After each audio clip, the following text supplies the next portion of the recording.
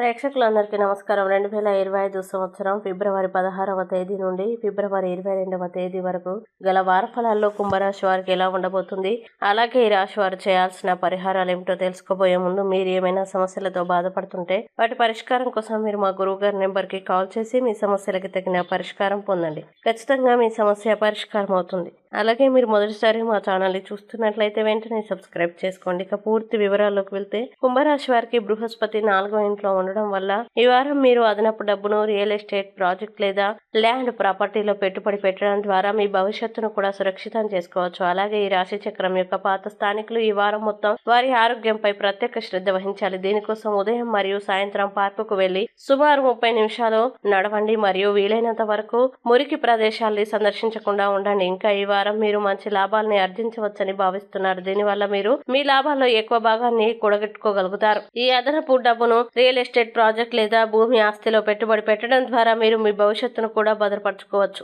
అలాగే ఈ వారం మీ వ్యక్తిగత జీవితంలో ఇలాంటి పరిస్థితులు తలెత్తుతాయి. మీ స్నేహితులు ప్రకృతిలో సహకారం ఉన్నారని మీకు అనిపిస్తుంది. అయినప్పటికీ మీరు వారితో ఏదైనా మాట్లాడేటప్పుడు ప్రత్యేక శ్రద్ధ తీసుకోవాలి, లేకపోతే మీరు కోరుకోకపోయినా వారిని బాధ పెట్టవచ్చు. ముఖ్యంగా మీ కెరీర్ కి అంతరాయం కలిగించడానికి దీన్ని ప్రత్యక్ష ప్రభావం ప్రధాన కారణమవుతుంది.